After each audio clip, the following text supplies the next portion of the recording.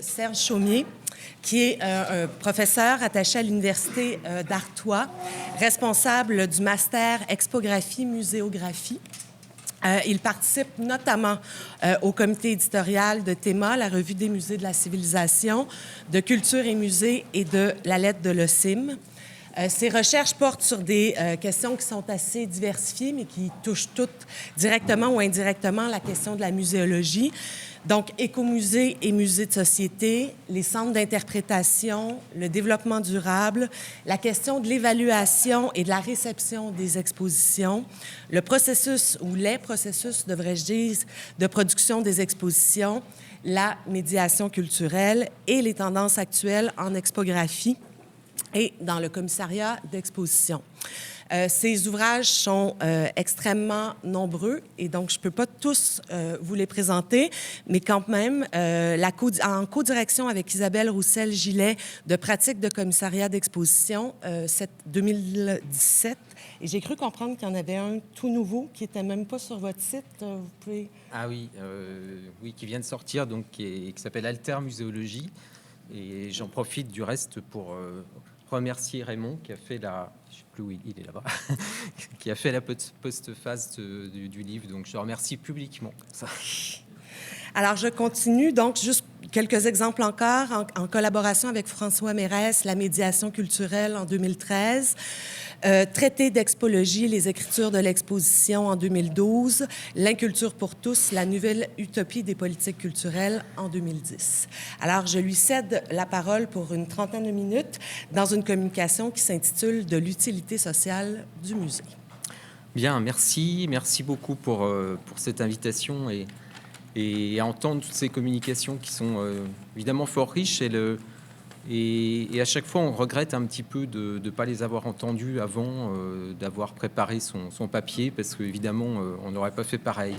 Et finalement hier soir en entendant le débat sur mémoire et histoire, ça m'a agité des tas de questions et tout ça, c'est bon finalement je me suis bataillé toute la nuit avec des historiens. Et du coup, j'ai eu des insomnies.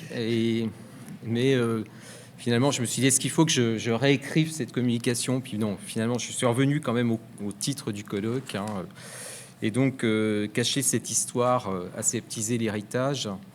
Et en réfléchissant, je me disais, mais finalement, et c'est pas par hasard, évidemment, que vous avez choisi ça, mais dans ces deux segments de phrases, on a la question des traces, des restes, hein, on a la question de la gestion donc de ces traces et de ces restes, et on a la question aussi de l'exposition, hein, de la valorisation de ces traces ou de ces restes. Et puis on a la question du cadrage, de ce qu'on donne à voir finalement de cela. Et finalement ces trois entrées, ces trois questionnements-là, c'est des questions qui sont au fondement, ou en tout cas qui sont des fondamentaux de la réflexion en muséologie, me semble-t-il. Octave de Barry, un collègue, avait fait un ouvrage à partir de sa thèse où il s'interrogeait justement sur la question de la gestion des restes. Hein. Il avait repris ce beau titre chez Lévi-Strauss, L'art d'accommoder les restes, pour dire combien finalement le musée était un lieu de sélection, de présentation, mais aussi un lieu finalement d'occultation.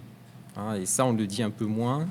C'est-à-dire quelque chose qui montre, mais aussi qui occulte, hein, qui met en lumière, mais aussi qui met en lumière en vitrinifiant, pour reprendre l'expression de Jean Davallon, que Jean Davallon avait repris à Jacques Hénard, mais finalement aussi qui met en lumière, mais qui peut aussi mettre en réserve, et c'est-à-dire qui occulte ou qui cache, qui interprète aussi, évidemment.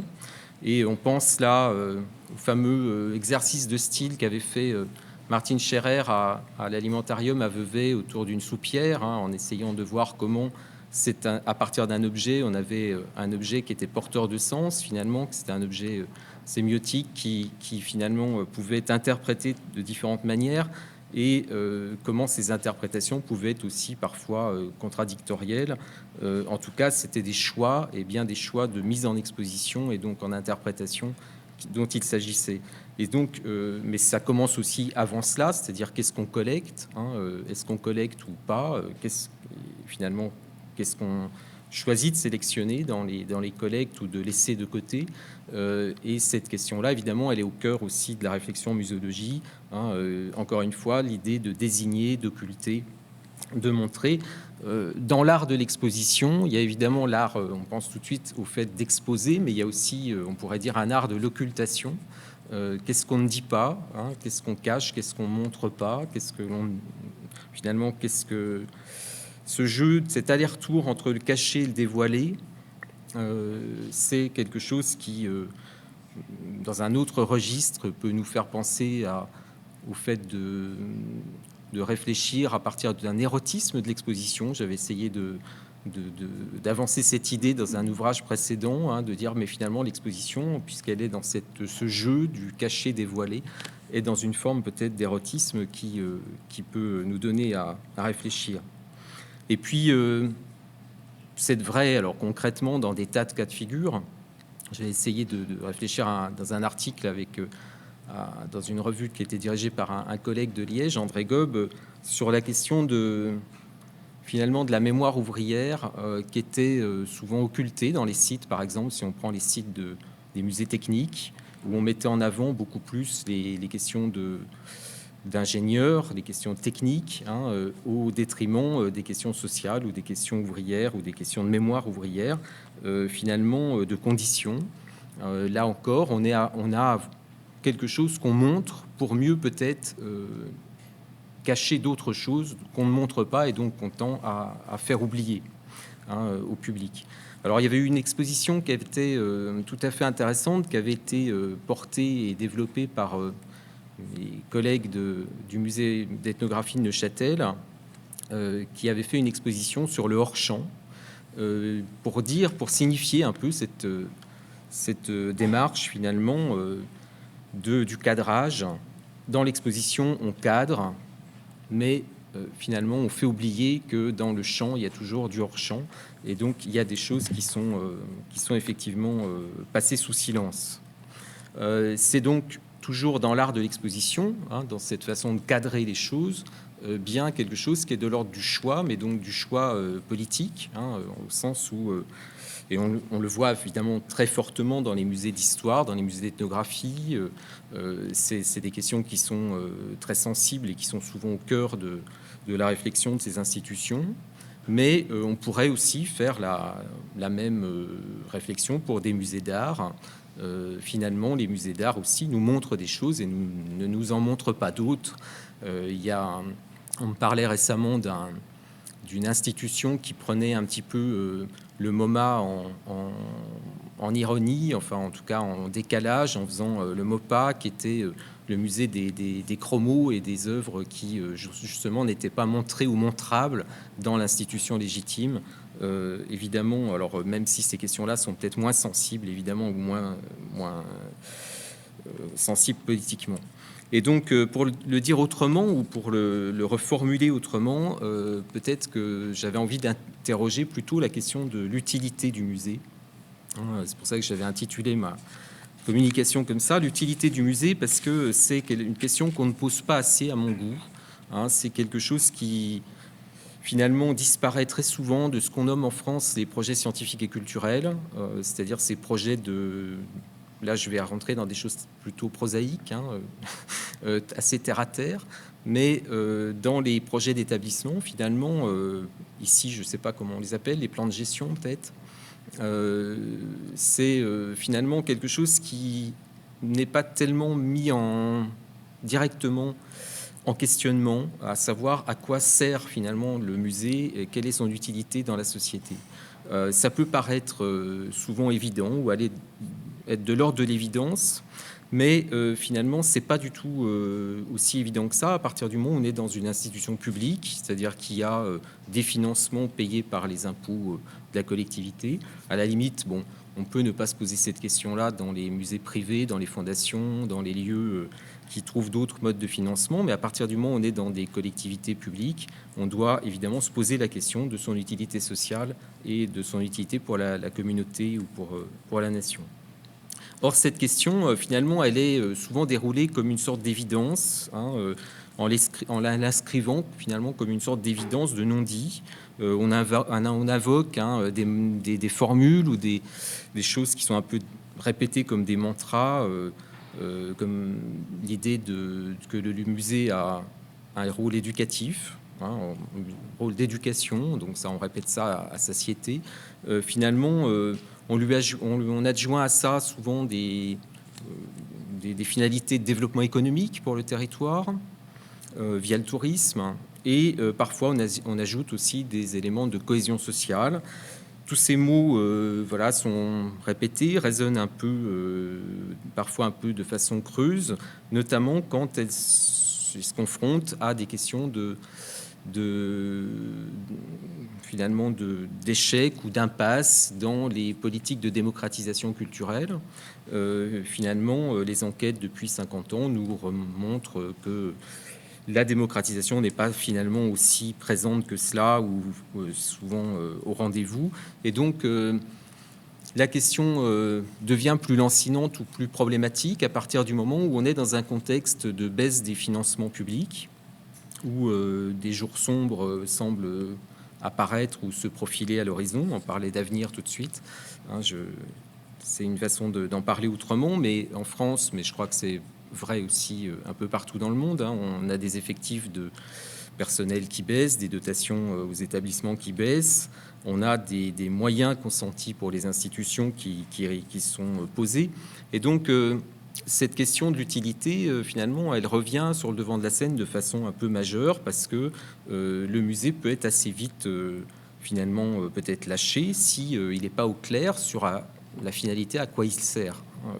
Peut-être que on a, dans un contexte de montée aussi des extrêmes, notamment de l'extrême droite, un risque de donner de nouvelles missions aux institutions, à des fins idéologiques. On a évoqué un petit peu tout au long de ces communications aussi, voire de plaider pour un désinvestissement du public si on ne sait pas très bien à quoi ça sert, ou si on n'est pas au clair là-dessus. Il y a donc une responsabilité, me semble-t-il, sociale et politique des professionnels de musée de se poser la question, et de poser la question de l'utilité sociale de leur action, de clarifier finalement les enjeux à cet égard.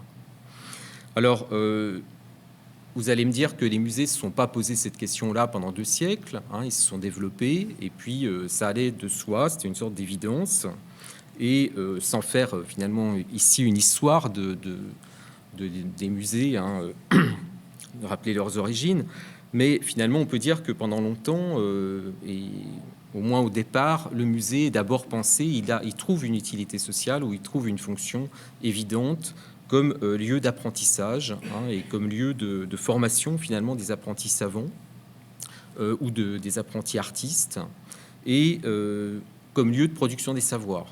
Et c'est ces missions-là, finalement, qui lui donnent un sens, qui lui donnent une raison d'être, qui lui donnent un fondement. C'est vrai pour le Muséum d'histoire naturelle. On pense évidemment à lui, sur la question du développement de la science, de la taxonomie, du classement du monde, des espèces, de la mise en ordre, finalement, de ce monde. Mais aussi, c'est vrai, dans les musées d'ethnographie, avec la comparaison des sociétés humaines, avec parfois des facettes moins reluisantes d'ailleurs, on pense à l'anthropologie physique, etc. C'est le développement pour d'autres musées, pour les musées techniques, des capacités de former des ingénieurs. On peut penser en France au CNAM, par exemple, au développement des sciences de l'ingénieur. Plus largement, le développement finalement de manière massive d'un outil de développement de l'académisme pour les beaux-arts, et aussi ensuite de rupture avec ces règles pour inventer de nouvelles formes. Mais finalement, le musée demeure une sorte d'étalon pour les artistes, pour la constitution des arts et des sciences, même si c'est pour s'en émanciper ou pour le rejeter. Et on va avoir donc pendant toute une période cette utilité-là qui est désignée comme un lieu de production, on va dire, de la science et des arts. Alors, c'est vrai que les laboratoires vont déserter progressivement les musées, prendre leur autonomie, La recherche s'oriente ailleurs, vers des données moins matérielles. C'est le cas évidemment en sciences et en ethnographie, mais c'est vrai aussi que les artistes vont aussi déserter les musées comme lieu d'apprentissage de leur métier.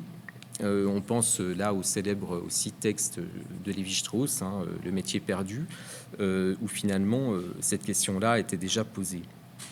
Alors, si on reprend les paradigmes que dessine Nathalie Henich dans les paradigmes de l'art, elle en voit trois. Elle dit finalement il y a un paradigme classique, un paradigme moderne et un paradigme qui fonde l'art contemporain.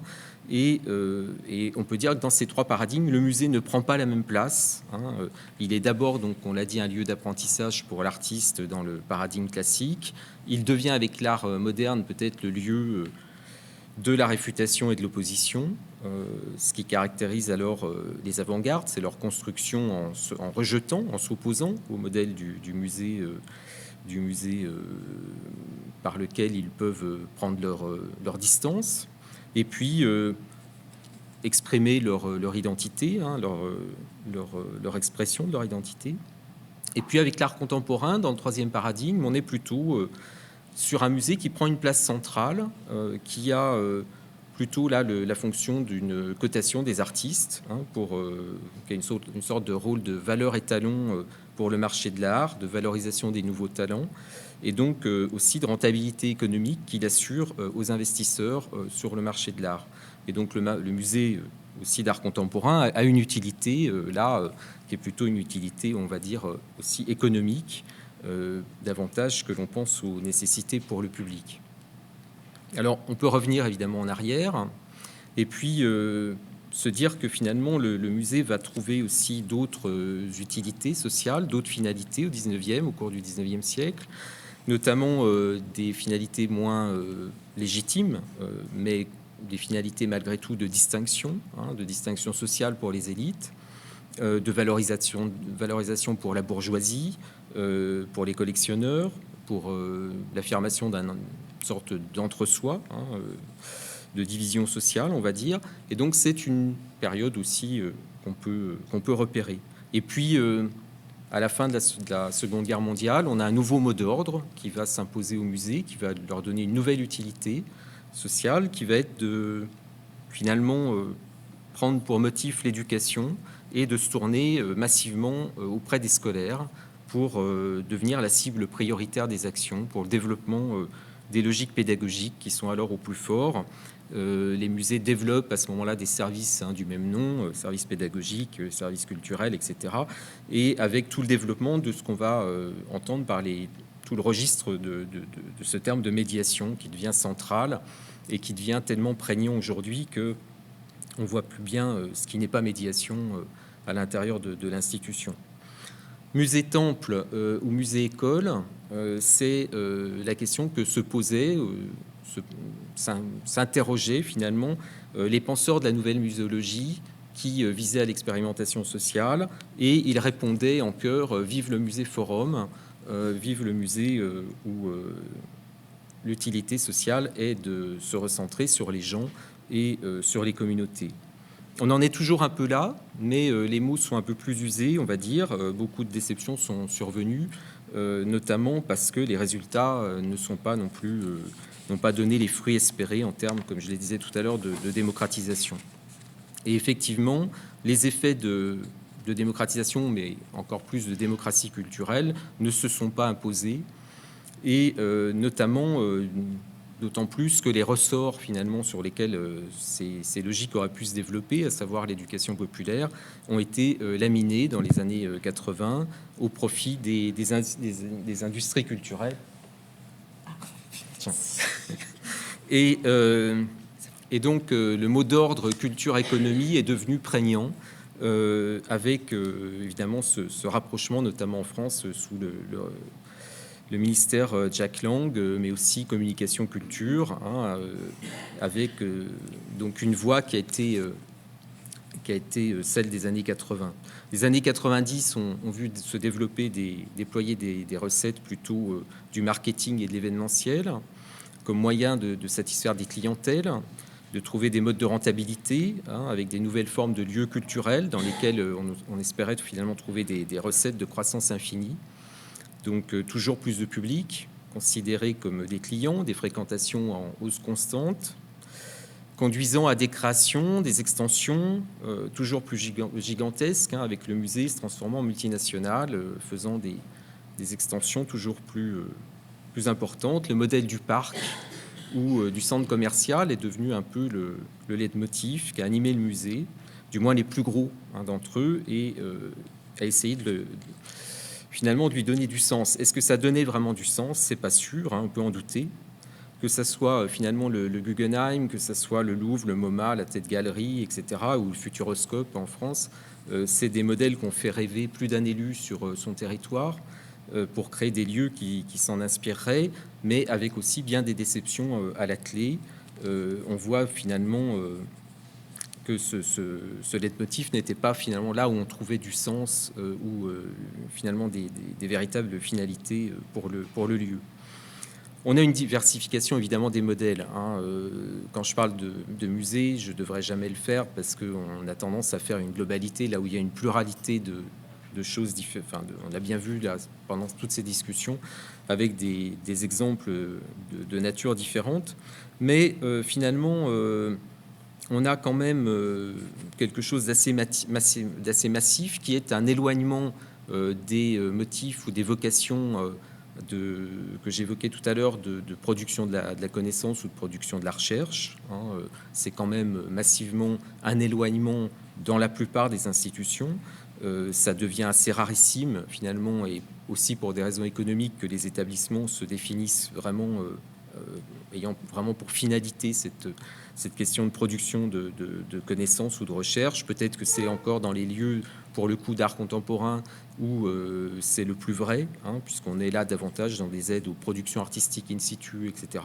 Résidence, bon, c'est peut-être là où il y a encore de la production. Le motif pédagogique que j'évoquais aussi, qui a été inlassablement répété, on voit bien qu'il est usé à l'heure finalement où toutes les informations deviennent accessibles sur son smartphone, où finalement même l'école et l'université ont du mal à trouver leur sens ou leur vocation à être des lieux de transmission de savoir, sont en crise.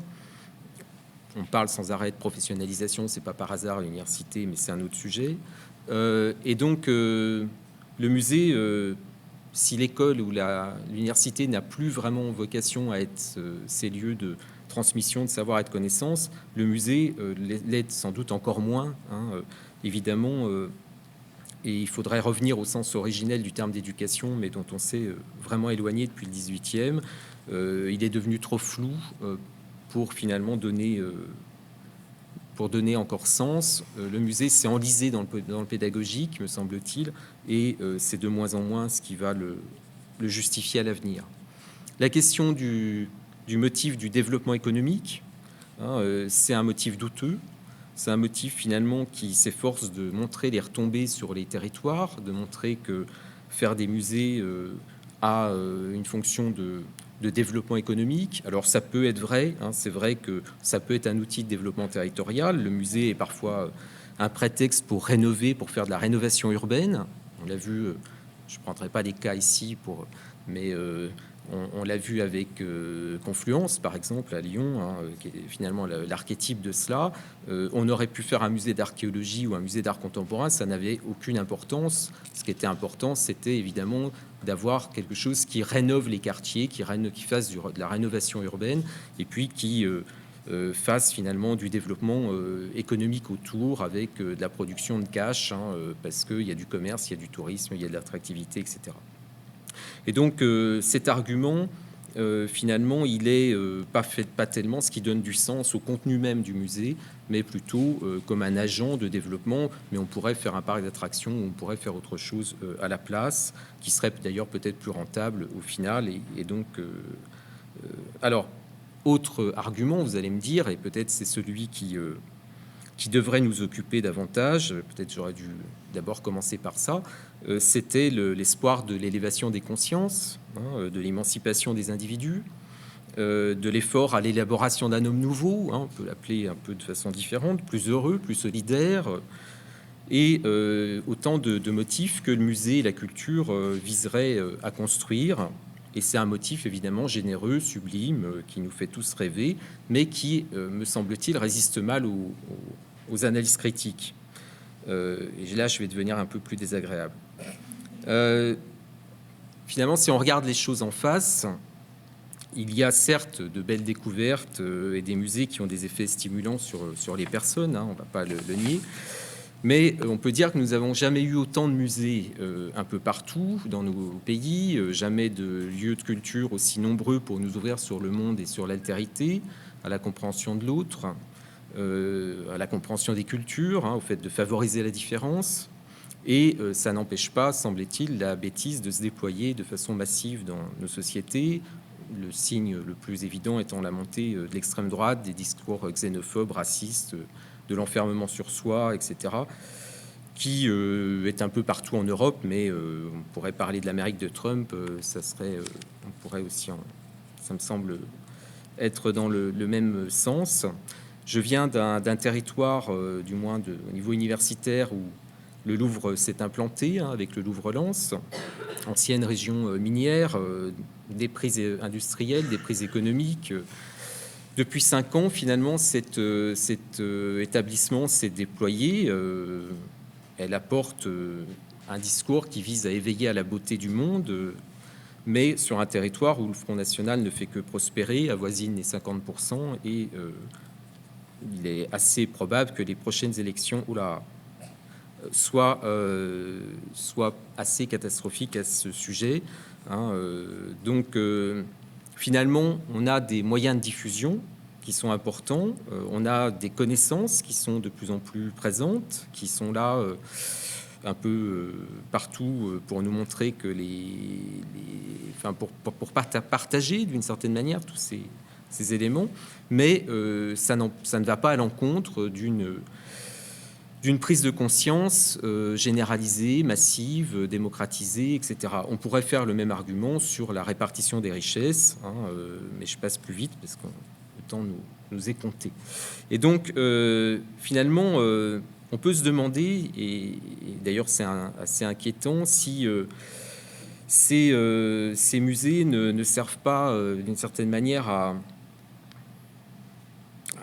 à être là pour nous occuper l'esprit et pour nous détourner de choses plus essentielles. Sur la question de la répartition des richesses, que j'évoquais évidemment, mais sur d'autres questions aussi. Alors, on peut se dire, on peut se poser la question, évidemment, de l'usage de ces institutions à des fins de valorisation, finalement, de certaines entreprises. Je passe sur les questions de publi-exposition, de développement de marques, du développement des institutions concurrencées par des institutions privées, je pense à la Fondation Louis Vuitton, etc., en France. Finalement, passons sur ces motifs-là et intéressons-nous quand même à cette question des valeurs ou de l'utilité sociale du lieu.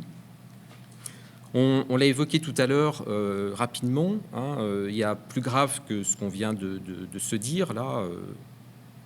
C'est aussi d'autres enjeux qui sont devant nous, qui sont les enjeux environnementaux. Notre planète, finalement, on peut dire, au bord de l'asphyxie. Faut-il rappeler les données sur ces questions-là? Réchauffement climatique, bien sûr, extinction massive des espèces. Je vous rappelle 30% des oiseaux qui ont disparu en France dans les 15 dernières années, sans parler des abeilles, des insectes, des pollutions de l'air, de l'acidification des océans, de la pollution par les nanoparticules, du plastique décomposé intégré dans la chaîne alimentaire, de l'augmentation de déchets de toutes sortes, que ce soit domestique, nucléaire, chimique ou même cosmique, développement de la manipulation du vivant, enfin, etc., etc. Donc j'arrête la liste, parce que là, il me faudra encore 1 heure. Mais toutes les sonnettes d'alarme, finalement, sont tirées sans arrêt, quotidiennement. Les scientifiques ne cessent d'alerter que l'humanité est condamnée à brève échéance. Et dès lors, on peut dire, d'une part, quel est encore le sens de nos musées qui pensent travailler pour les générations à venir. C'est aussi un leitmotiv, un message qu'on nous Grasse Sereine bien souvent. On peut se demander si ces actions finalement ne sont pas dérisoires face à tout ça, puisque finalement on a beaucoup de documentaires, on a des ouvrages qui sortent en librairie sur toutes ces questions-là. On a finalement assez peu d'expositions qui visent à alerter, qui visent à faire prendre conscience, qui visent à faire bouger, transformer les choses ou transformer le monde.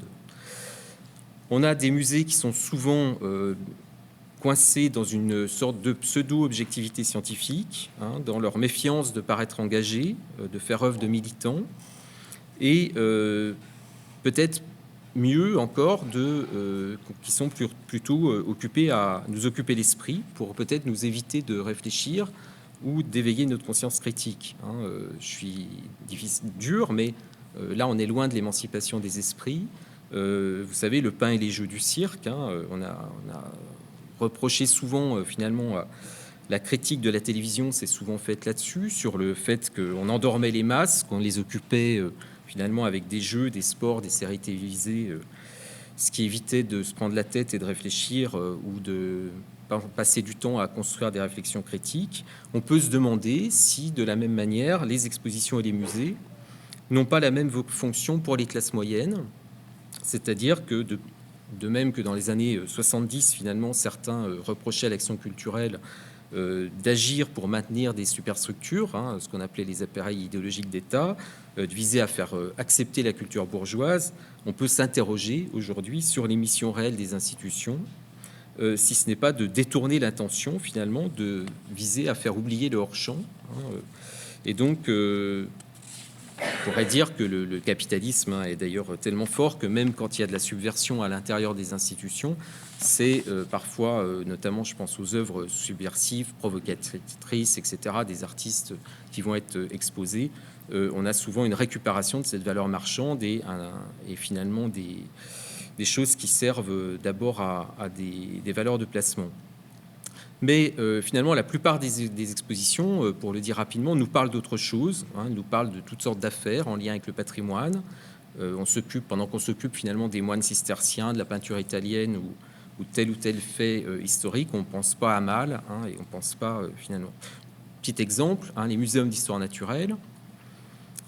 Les muséums font des expositions nombreuses sur les ours, sur les dinosaures, sur les émotions. Bon, on va dire c'est mignon. Mais finalement, assez peu de structures se saisissent des enjeux qui sont les plus criants, que j'évoquais tout à l'heure. D'une part parce qu'elles sont tenues par leur mode de financement, par public ou privé, parce que ça les éloigne ainsi de tout discours critique, et elles évitent ainsi de se fâcher avec des autorités ou avec des mécènes.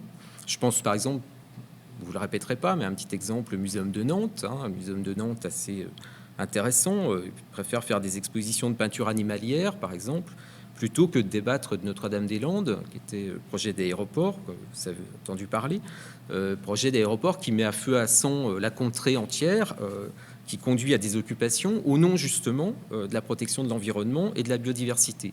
Or, le muséum, dans une posture d'objectivité, dit non, on va parler d'autre chose. Bon. Petit exemple de ce que je disais avant, on détourne l'attention. Est-ce qu'on parle encore de musées-forums, de musées citoyens, de lieux de débat pour caractériser les musées? Est-ce qu'on ne se paye pas d'une fausse monnaie de nos rêves, comme disait mon vieux maître Jean Duvigneau? Et donc, ces musées, finalement, ces sujets de société qui sont importants, où sont-ils dans les musées? Mais je pourrais vous renvoyer la balle. Où est-ce qu'on parle ici des gaz de schiste, des sables bitumineux, de la gestion des forêts, de l'eau, de l'énergie, des effets de la pollution, etc.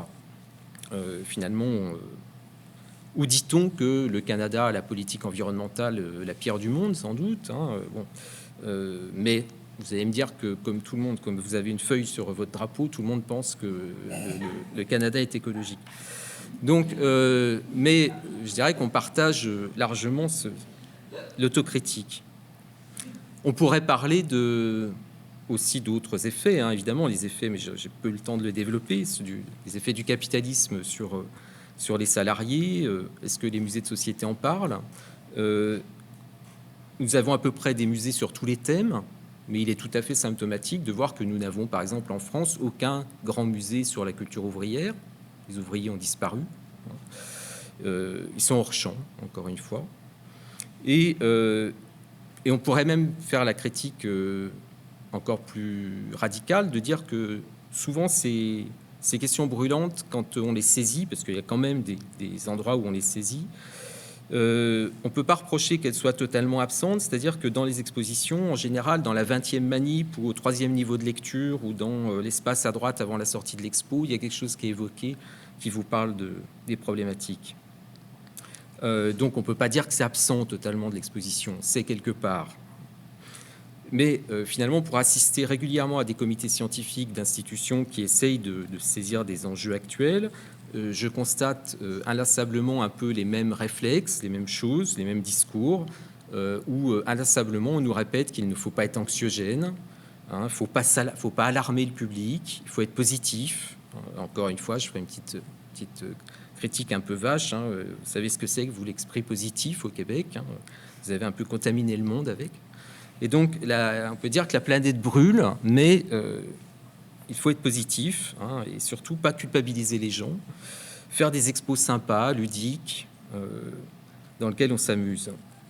Les étudiants, master de conception d'expos, on essaye de travailler un peu sur des expos. Finalement, je me rends compte que les étudiants ont complètement intégré ce discours.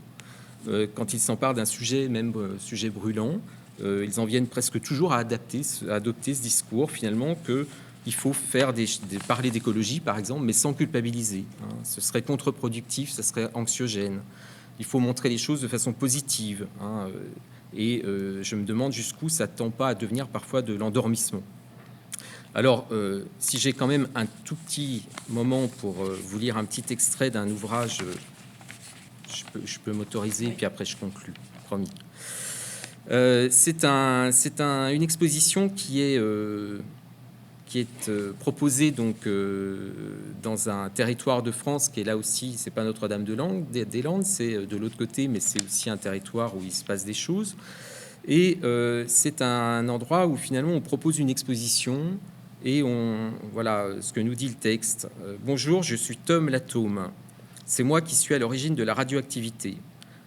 La figure ronde et bleue s'agite derrière un écran à l'entrée de l'exposition, la radioactivité de Homer à Oppenheimer. Nous sommes dans un espace technologique, le bâtiment ouvert au public du laboratoire et une foule d'élèves accompagnés de leurs professeurs croisent de drôles de pédagogues. Hulk, le géant vert, Spider-Man mordu par une araignée irradiée, les 4 fantastiques et une série de super-héros tous dopés à la radioactivité. Entre les panneaux sur les magiciens de l'atome et ceux sur les Simpsons, il y a aussi des jeux pour mesurer combien tu rayonnes.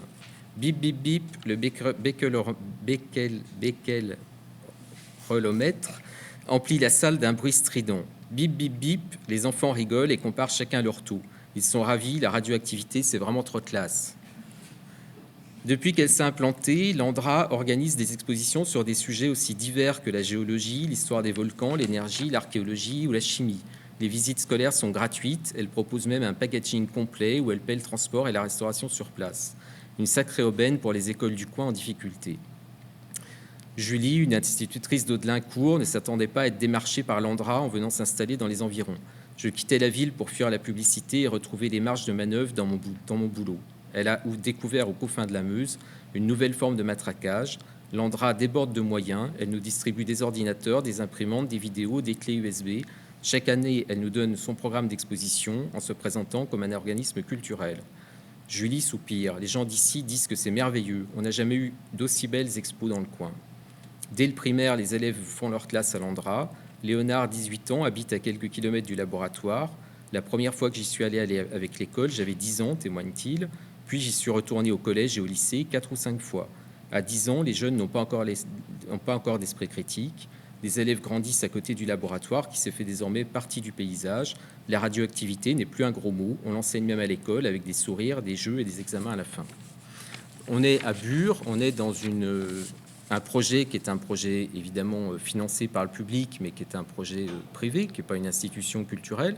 Mais finalement, ces fonctions ludiques, on avait travaillé là-dessus sur les rapprochements entre le musée et le parc il y a quelques années, finalement, ces jeux sont les mêmes quand on les retrouve hein, dans les lieux de propagande idéologique comme à Bure, mais on les retrouve aussi dans des lieux de culture scientifique. C'est finalement des endroits qui sont faits par les mêmes prestataires, les mêmes professionnels, des musées, muséographes, scénographes, réalisateurs multimédia, etc., qui sévissent dans les deux.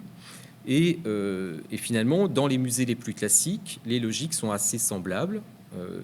Finalement, l'institution culturelle sert de point de repère là pour identifier un lieu sérieux, un lieu crédible, et pour faire comme dans, on va dire, à la Cité des Sciences, hein, mais là, dans un projet de territoire de propagande. Finalement, ces questions-là nous finissent par s'accumuler et nous amener à nous poser la question s'il ne faut pas réagir ou si le temps n'est pas venu de réagir à un moment donné pour re-questionner l'utilité finalement de ces démarches, de ces expositions, de ces musées. Certains lieux le font, hein, notamment en cherchant de nouvelles fonctions, et là je pense des fonctions plus sociales. Et on est évidemment ici à Montréal, vous avez le musée des Beaux-Arts qui est tout à fait dans cette démarche d'inclusion, de partage, d'échange, etc. Et donc on a des recherches de nouvelles formes, hein, de lieux plus hybrides, etc. Mais finalement qui essayent de redéfinir leur mission, leur utilité sociale, pour essayer de s'éloigner de la forme que j'ai juste évoquée, mais trop rapidement, c'est-à-dire des firmes plutôt privées qui sont là pour faire du business et qui sont dans une rentabilité économique, ou pour s'éloigner de l'autre côté de lieux qui sont des lieux finalement d'occultation des problèmes ou d'occupation des esprits pour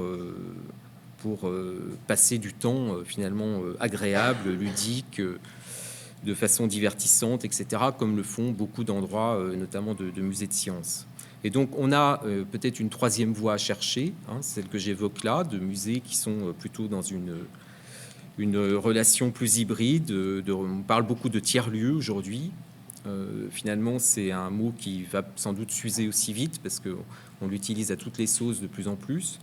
Mais c'est quand même manifeste d'une envie de chercher autre chose, d'autres voies, de nouvelles formes, finalement de créer des nouvelles formes de partage plus décloisonné, plus partage de conscience aussi, mais et c'est pas par hasard, et je finirai là-dessus, si on parle de plus en plus du participatif ou du collaboratif, c'est une façon aussi d'essayer de trouver des nouvelles formes d'institutions avec de nouvelles raisons d'être ou de nouveaux sens, hein, des lieux multiformes pour finalement donner des cadres, construire collectivement ensemble peut-être de nouvelles formes qu'on n'a pas encore vraiment on n'a pas évidemment le recul pour savoir ce qu'elles seront, mais je finirai là-dessus. Je ne vous dirai pas ce qu'elles seront puisque je n'en sais rien, et ça tombe bien puisqu'il s'agit de les inventer finalement ensemble dans l'avenir. Voilà, je vous remercie. Merci.